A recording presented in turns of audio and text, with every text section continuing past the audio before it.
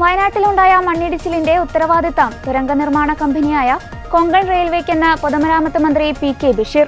നിർമ്മാണം നടക്കുന്നയിടത്ത് മണ്ണ് അശാസ്ത്രീയമായി കൂട്ടിയിട്ടത് നീക്കം ചെയ്യണമെന്ന് കർശന നിർദ്ദേശം നൽകിയിരുന്നതായും മന്ത്രി ദില്ലിയിൽ മാധ്യമങ്ങളോട് പറഞ്ഞു. വയനാട്ടിൽ ഒരു വലിയ ദുരന്തം നടന്നിരിക്കുകയാണ്. PWDയുടെ വർക്ക് സൈറ്റാണ്. PWDയുടെ വർക്ക് സൈറ്റ് അല്ല, കൊങ്കൺ റെയിൽവേക്ക് കഴിഞ്ഞ ഗവൺമെന്റ് കാലത്ത് തുരങ്കപാത നിർമ്മിക്കുന്നതിന് ഇവിടുത്തെ കോൺട്രാക്ടറാണത്. അതിന്റെ വർക്ക് തുടങ്ങി. പിന്നെ നമ്മുടെ ഗവൺമെന്റ് വന്നു, നമ്മളതിന്റെ പ്രവർത്തനങ്ങൾ വിലയിരുത്തി. ഞാൻ കഴിഞ്ഞ മാസം 12-ാം തീയതി ഓൺലൈനിൽ ഒരു മീറ്റിംഗ് വിളിച്ചു. സെക്രട്ടറിയും PWD സെക്രട്ടറിയും അഡീഷണൽ സെക്രട്ടറിയും കളക്ടർമാരും കൂടി മീറ്റിംഗ് കൂടി, കൊങ്കണിന്റെ ആളുകളൊക്കെ മീറ്റിംഗ് കൂടി അവിടുത്തെ കാര്യങ്ങളൊക്കെ ഒന്ന് വിലയിരുത്തിയതിന് ശേഷം ഒരു ടീമിനെ പറഞ്ഞയച്ചു. PWD secretary Adeela IAS, additional secretary Vinod IAS, chief എഞ്ചിനീയർമാർ, അതുപോലെ തന്നെ കളക്ടർ, വയനാട് കളക്ടർ, ഇവരെല്ലാം സൈറ്റിൽ പറഞ്ഞയച്ച് അവിടുത്തെ സ്ഥിതിഗതികൾ. അവിടെ മണ്ണ് ഒന്നായിട്ട് കൂട്ടിയിട്ടുണ്ട്. അപ്പോൾ ആ മണ്ണ് കൂട്ടിയിട്ടാണുണ്ടാകുന്ന അപകടം. കാരണം മേപ്പാടിയാണ്, അപ്പോൾ എന്തായിരിക്കും ഉണ്ടാകുന്നതിനെ പറ്റി പോയി പഠിച്ചു. അവിടെ ഈ മഴ പെയ്യുന്ന സമയത്ത് ജോലിക്കാരെ നിർത്തരുത്, പ്രവൃത്തി നടത്തരുത്, അത് അവിടുന്ന് മാറ്റാനുള്ള നടപടി ഉണ്ടാകണം എന്നൊക്കെ കൊങ്കൺ അധികൃതരോട് പറഞ്ഞു. അത് കഴിഞ്ഞ് വന്നതിന് ശേഷം അവരതിൻ്റെ റിപ്പോർട്ട് തന്നു. അതിൻ്റെ അടിസ്ഥാനത്തിൽ 1-ാം തീയതി വീണ്ടും കൊങ്കൺ അധികൃതരെയും കളക്ടർമാരും ഓൺലൈനിലും സെക്രട്ടറി ഞാനടക്കല്ലേ ഉദ്യോഗസ്ഥന്മാരടക്കല്ലേ മീറ്റിംഗ് കൂടി. അന്ന് നമ്മൾ അവർക്ക് കർശനമായ നിർദ്ദേശം കൊടുത്തിട്ടുണ്ട്. ഒന്നാമത് മേപ്പാടിയാണ്, മേപ്പാടി പ്രദേശത്തിൻ്റെ കാര്യങ്ങളൊക്കെ അറിയാം. പിന്നെ ഇതിൻ്റെ എല്ലാ അനുമതിയും കൊടുത്തത് കേന്ദ്ര പരിസ്ഥിതി മന്ത്രാലയമാണ്. എല്ലാ അനുമതിയും കൊടുത്ത് അങ്ങനെയാണ് തുരങ്കത്തിൻ്റെ നിർമ്മാണം കഴിഞ്ഞ ഗവൺമെൻറ് കാലത്ത് ആരംഭിക്കുന്നത്. ഇപ്പോൾ വളരെ നിർഭാഗ്യകരമായി, കാരണം നമുക്ക് എന്താണ് ഇവിടെ സംഭവിക്കണമെന്ന് ഇപ്പോൾ പറയാൻ പറ്റില്ല. മണ്ണിടിഞ്ഞു, 8 ആളുകൾ മണ്ണിനടിയിൽ പെട്ടിട്ടുണ്ടെന്നാണ് ഇപ്പോൾ പ്രാഥമികമായി കിട്ടിയിട്ടുള്ള റിപ്പോർട്ട്. ഒരാളെ അവിടെ രക്ഷപ്പെടുത്തിയിട്ടുണ്ട്. അദ്ദേഹത്തിന്റെ സ്ഥിതി എന്താണെന്നുള്ളത് ഇപ്പം വ്യക്തമായ വിവരം കിട്ടിയിട്ടില്ല. സംസ്ഥാന സർക്കാരിന്റെ നിർദ്ദേശങ്ങൾ വെച്ചാൽ നമ്മൾ ഈ കാര്യങ്ങളൊക്കെ പറഞ്ഞിട്ടുണ്ട്. കൊങ്കൺ നമുക്ക് കൺട്രോൾ ചെയ്ത് നമ്മൾ PWD അല്ല വർക്ക് നടത്തുന്നത്. ഇതൊക്കെ കൊങ്കണാണ്. നമുക്ക് നമ്മുടെ എഞ്ചിനീയറിംഗിൽ യാതൊരു മേൽനോട്ടോ കൺട്രോൾ ചെയ്തില്ല.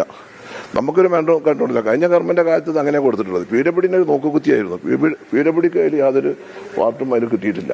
പിന്നെ അവിടെ എങ്ങനെ അനുമതി കൊടുത്തു എന്നൊക്കെ പരിശോധിക്കണം. വയനാടാണ്, കാരണം ഈ ടനലാണ്. മേപ്പാടിയിലെ മണ്ണ് എന്ന് പറഞ്ഞാൽ നമുക്കറിയാം, ചൂരന്മാരെതിരെ ഒരു മേഘവിസ്ഫോടനം, ഒരു അതിരൂക്ഷമായ ഒരു മഴ ഉണ്ടായാൽ അവിടെ എപ്പോഴും മണ്ണിടിച്ചും ലാൻഡ്സ്കേപ്പ് ഉണ്ടാകുന്ന ഒരു പ്രദേശമാണ്.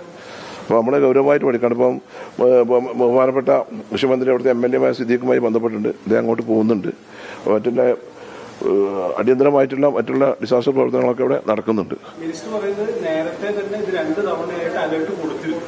നമ്മളെ കൊടുത്തിരുന്നു. നമ്മൾ മീറ്റിംഗ് കൂടി. നമ്മൾ ആദ്യം ഞാൻ മന്ത്രിയായി വന്നതിന് ശേഷം എനിക്ക് വയനാടിൻ്റെ എല്ലാ സാഹചര്യങ്ങളും അറിയാം. അതുകൊണ്ട് തന്നെ ഞങ്ങൾ ആദ്യം ഒരു ഓൺലൈൻ മീറ്റിംഗ് കൂടി കഴിഞ്ഞ ശേഷം അവിടുത്തെ സ്ഥിതിഗതികൾ പഠിക്കാൻ വേണ്ടി സെക്രട്ടറിനെ തന്നെ സാധാരണ മറ്റ് കളക്ടറോട് പറഞ്ഞത്, ഇത് PWD സെക്രട്ടറിയും അഡീഷണൽ സെക്രട്ടറിയും 2 IAS ഓഫീസർമാരെയും എഞ്ചിനീയർമാരെയും പറഞ്ഞയച്ചു. അവർ പോയിട്ട് നിർദ്ദേശങ്ങളൊക്കെ കൊടുത്തു. കളക്ടർമാരുണ്ടായിരുന്നു. അതിൻ്റെ അടിസ്ഥാനത്തിൽ വീണ്ടും 1-ാം തീയതി മീറ്റിംഗ് കൂടി. ഇവിടെ തിരുവനന്തപുരത്ത് കൊങ്കണത്തിൽ എല്ലാവരെയും വിളിച്ചുകൂടി. ആ മീറ്റിംഗ് ഞാൻ വ്യക്തമായി പറഞ്ഞത് കേരളമാണ്, വയനാടാണ്, മേപ്പാടിയാണ്, വളരെ ശ്രദ്ധിക്കണം. ആ മണ്ണ് അവിടെ നിൽക്കുന്നത് വളരെ അപകടം ചെയ്യുന്നൊക്കെ നമ്മൾ പറഞ്ഞതാണ്. ആ മണ്ണ് ഈ ഒരു സമയത്ത് അവർക്ക് എടുക്കാൻ കഴിയില്ല എന്നുള്ളതാണ്. അവർക്ക് എന്താ വെച്ചാൽ ആ മണ്ണ് അവർക്ക് തന്നെ യൂസ് ചെയ്യണം എന്നുള്ള നിലക്കാണ് അവർ അതിന് നിന്നത്.